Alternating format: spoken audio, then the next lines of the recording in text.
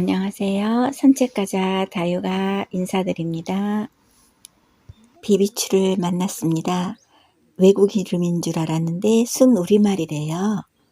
어린 잎을 나물로 먹는데 독성이 있어서 거품이 나올 때까지 손으로 비벼서 먹는다고 비비추라는 이름을 붙였다는 설이 있고요. 새순이 나올 때 비입이 꼬여서 나오는데 그래서 비비, 나물로 먹는 취나물 취에서 추로 바뀌어서 비비추라고 되었다는 설이 있답니다.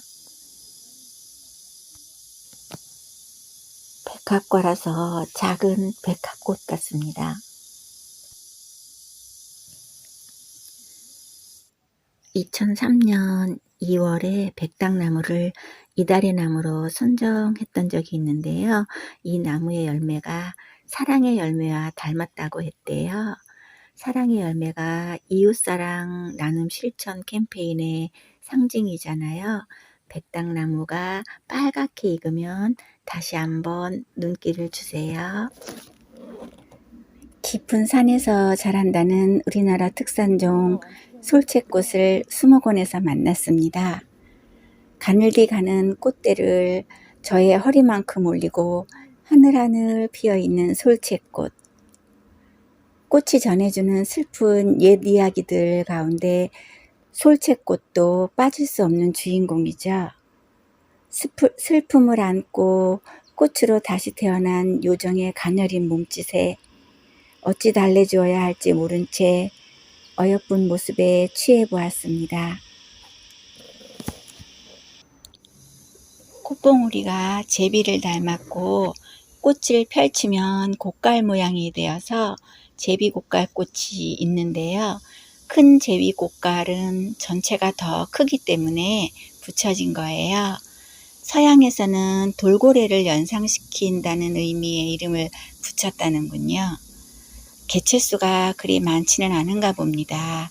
흔히 볼 수 있는 꽃은 아닌 것 같아요. 지금 시기가 이 큰 제비꽃갈꽃을 볼 수 있는 시기예요. 제비 모습에 가까운지 돌고래 모습에 가까운지 아니면 또 다른 어떤 모습이 연상되는지 한번 만나보세요. 원예종이 아닌 야생으로 피는 가을의 국화가 종류 중에 가장 먼저 피는 듯한 벌개미치입니다. 이곳 국립수목원에도 벌개미치를 많이 식재해 놓았어요. 아직 개화를 하지 않은 장소가 많았습니다.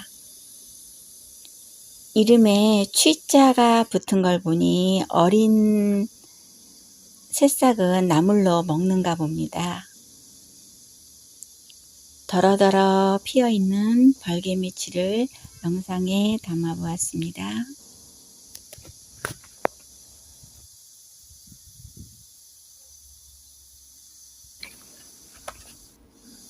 등골나물이란 이름은 풀 전체를 반쯤 말리면 등나무꽃 향기가 나서 붙였다는 이야기가 있고요. 잎의 한가운데가 갈라진 잎맥이 등골처럼 고랑이 있어서 붙였다는 이야기가 있습니다. 제가 일전에 홍릉수목원에서 본 등골나물은 이파리가 조금 넓었었는데요. 이거는 더 갸름해요. 생육 환경에 따라 다른 건지 잘 모르겠어요. 마주 나게 된 잎에 꽃대가 또 마주 이렇게 올라와 있습니다. 식물의 세계는 참 신기해요.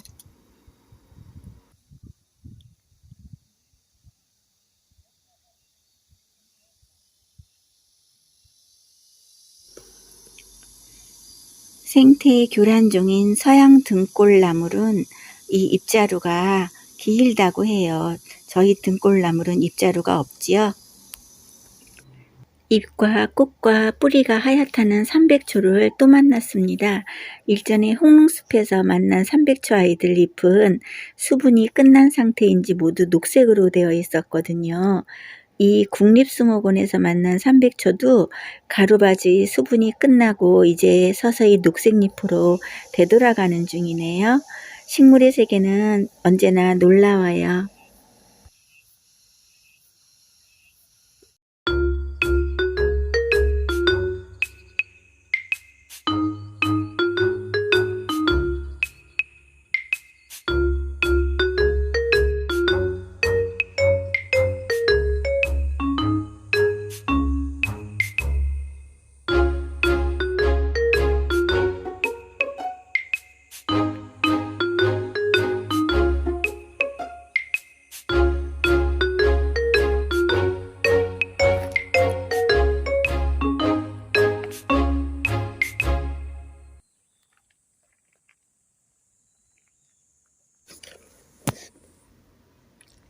밟으면 신발에 향이 묻어서 백리까지 간다는 백리향을 만났습니다. 요즘 관상용으로 많이 심겨진다고 해요. 낮은 키에 잔디밭 같은 백리향이 아주 사랑스럽습니다. 돌틈 사이나 벽 사이에 심겨진 녀석은 너무 앙증맞았어요. 꽃에서 향기가 나는 게 아니라 입에서 향기가 나는데요.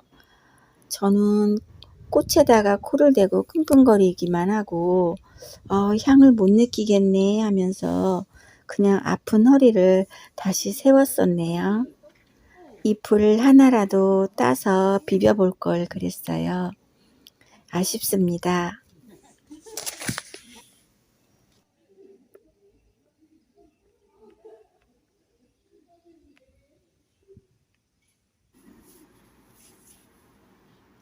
제가 오늘 국립수목원에서 그 꽃에 붙어있는 편말을 보고서야 그 전에 만난 토플도 서양 토플이었던 것을 알게 되었습니다.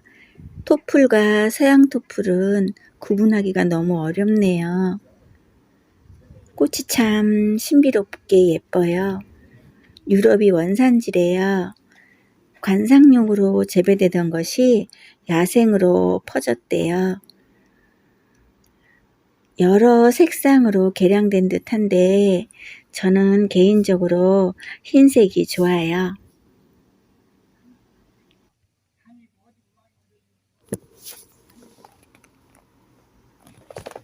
소크라테스를 죽음으로 이르게 한 독약의 재료가 독미나리라는 설이 있고 또 독당근이라는 설이 있어요.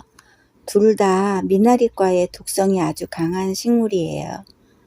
이 독미나리는 희귀식물이자 멸종위기 야생생물 2급으로 보호하고 있대요. 땅속 줄기와 뿌리, 열매가 신경계에 작용하는 맹독성 성분을 품고 있대요.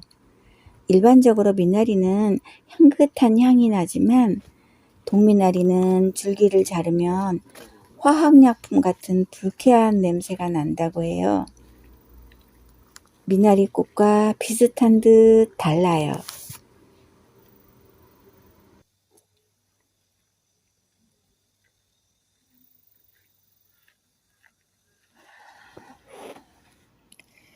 부추도 백합과였네요.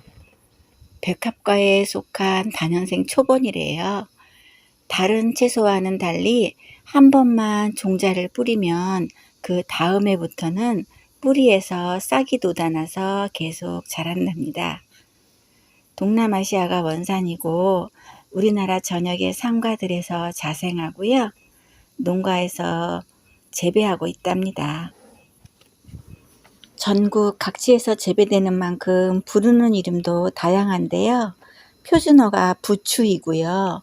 솔이라고 부르는 곳, 졸이라고 부르는 곳, 그 다음에 정구지라고 부르는 곳도 있고요. 분추라고도 하고요. 제주에서는 새우리라고 한다고 합니다.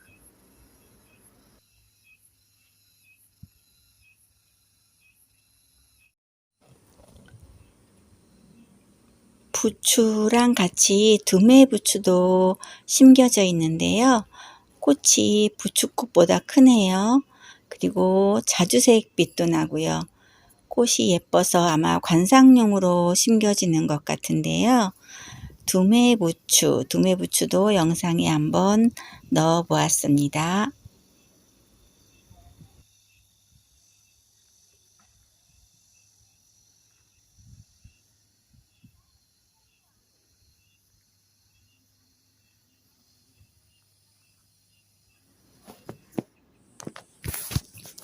강원도 인제에 분포하는 한국 고유종 부추입니다. 종부추입니다. 크기가 좀 작아서 종부추라고 명명했겠지요.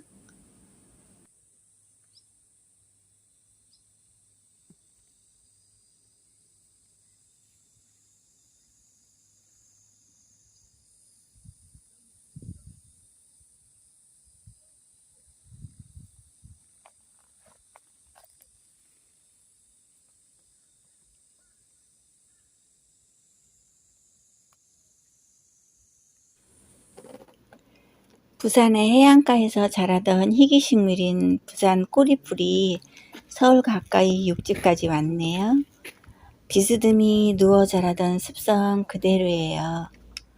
꼬리풀 종류가 참 많은 듯해요. 열심히 자료 찾으며 공부해야 할 것 같습니다.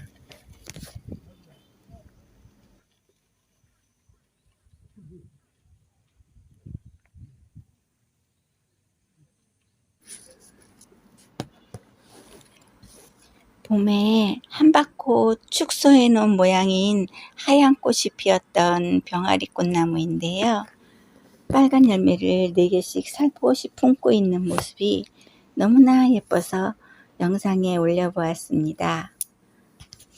더 시간이 지나면 더 여물게 되면 까맣게 변하겠죠. 그러면 또 흑진주가 반짝반짝 빛나는 것 같을 거예요. 요즘엔 병아리꽃 나무 심겨진 곳이 곳곳에 많이 있어서 나들이 하게 되면 심심치 않게 눈에 띄어요. 한번 열매를 살짝 관심을 가져줘 보세요.